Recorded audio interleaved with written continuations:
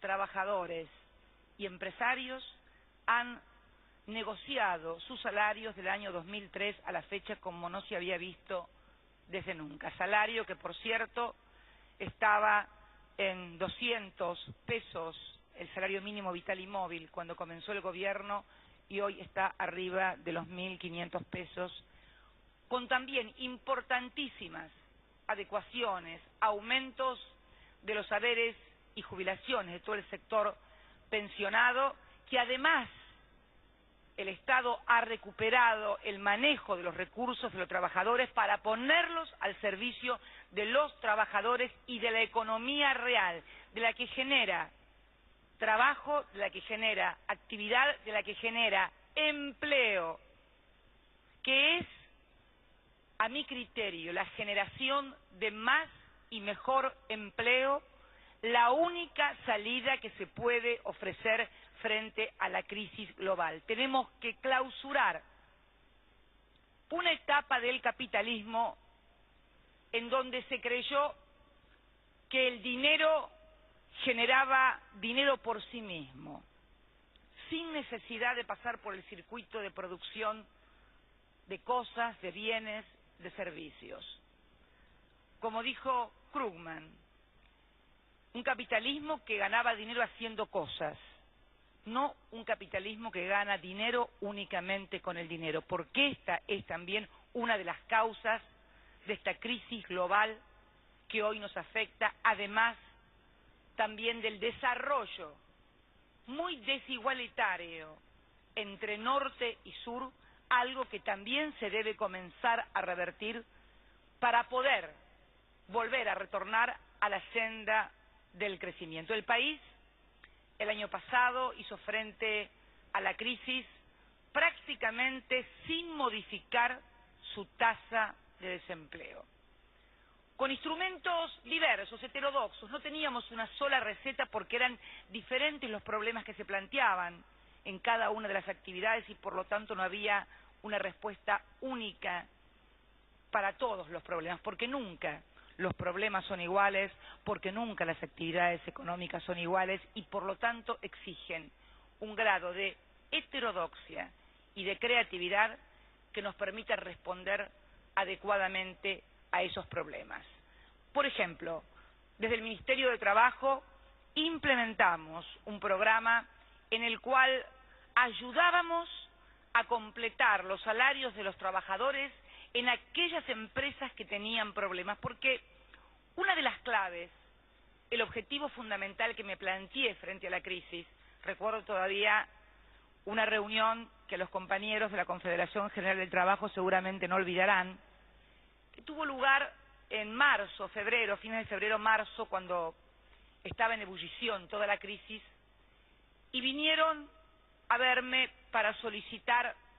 leyes que prohibieran el despido o que retornaran a lo que era la doble o triple indemnización que habíamos tenido en etapas anteriores. Y yo les dije, déjenme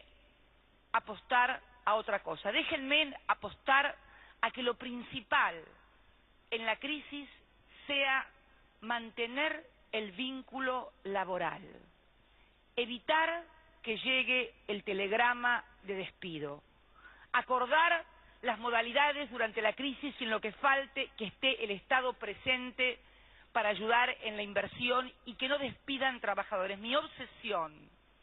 mi verdadera obsesión en la crisis fue mantener el vínculo laboral, porque una vez que se destruye un puesto de trabajo, se destruye en pocos segundos.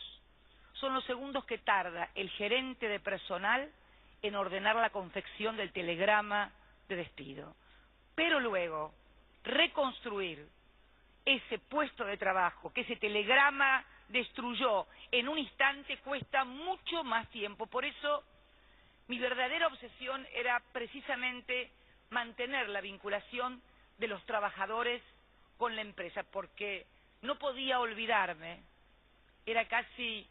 una marca indeleble en mi cabeza, el 25 de mayo del año 2003, cuando el presidente Kirchner asumió su presidencia con apenas el 22% de los votos y el 25% de desocupados en la República Argentina. El fantasma de la desocupación, lo que ello implica en cada familia, en cada trabajador, lo que ello impacta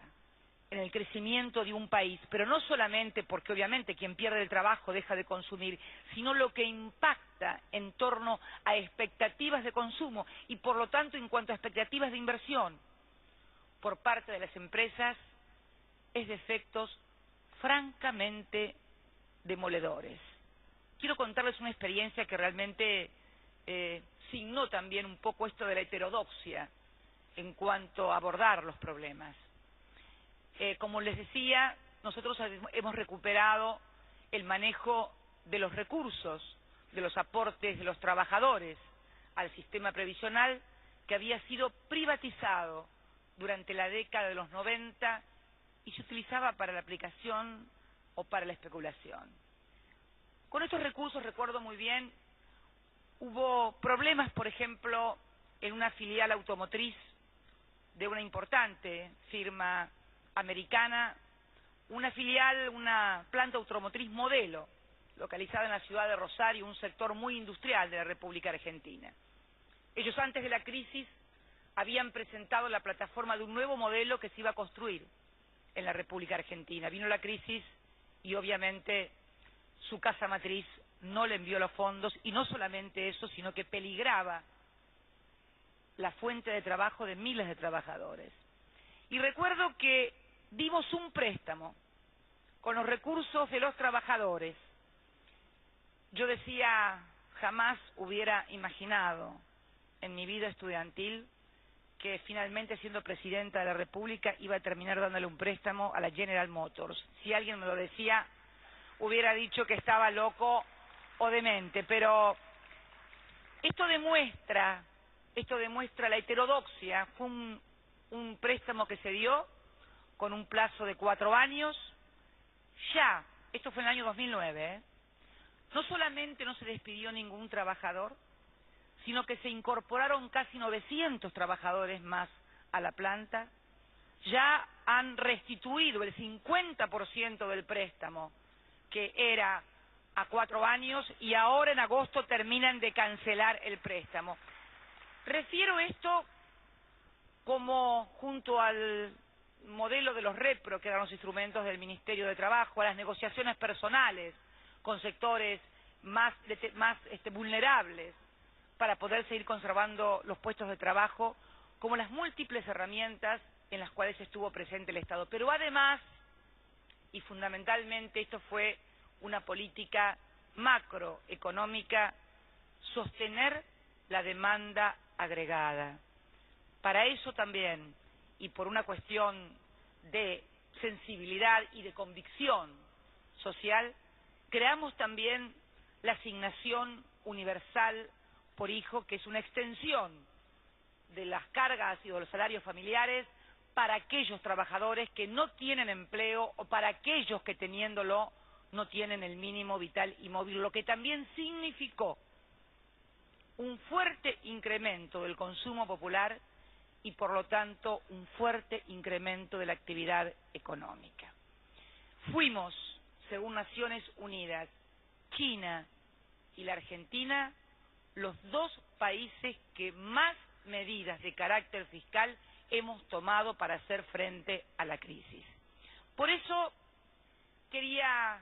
participar de este encuentro de delegados, no con el ánimo de presentarnos como modelo, porque nunca hemos creído en los modelos aplicados o trasplantados acríticamente o mecánicamente